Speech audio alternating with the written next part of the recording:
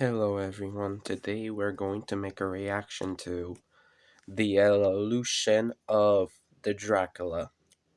Originally in description, this was made by Talent Animate, and I will start the video and I will be using Dracula from the 1931 as a thumbnail.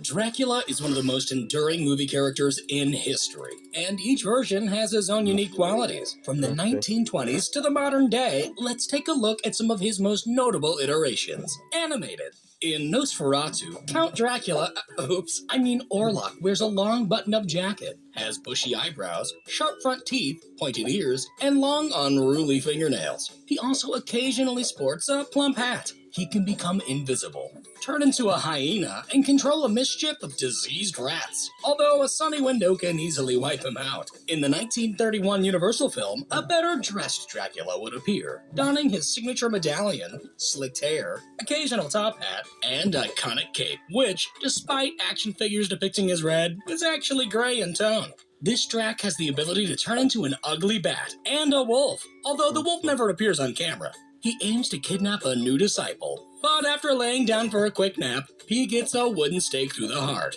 Despite this setback, a plethora of films would follow in the series.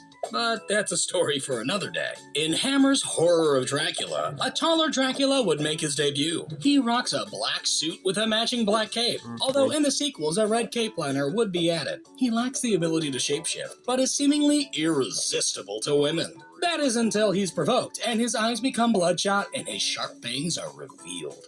Although this Drac is taken down by a makeshift cross, this series would continue for 8 more films.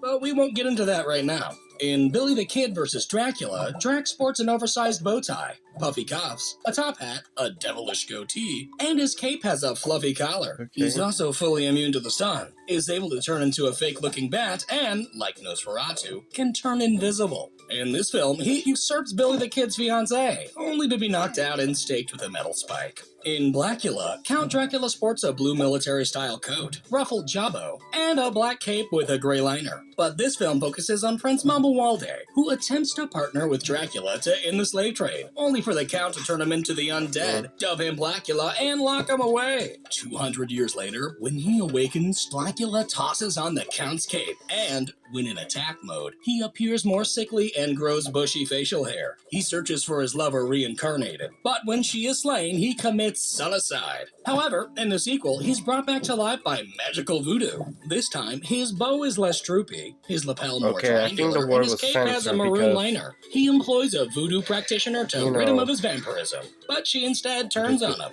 In Bram Stoker's Dracula, Dracula dons red armor to fight in battle, but returns to find his lover dead, causing him to renounce God, which apparently turns him immortal. 400 years later, he rocks a red robe with artistic dragons on the side while wearing his hair in a double beehive style, and is also seen in a gold-patterned robe. Furthermore, after a delicious meal, this Drac takes on a younger appearance. His more youthful attire consists of a gray suit with a fancy top hat, an all-black variation, a cream-colored suit, and a military-style uniform. He's also capable of transforming into a green mist, a wolf-like creature, a regular wolf, a man-bat, and a group of rats. In addition, he can withstand sunlight, command the weather, control animals, and also force push. Despite this variety of skills, he is ultimately sliced and stabbed, and then finally shown peace by his lover reincarnated.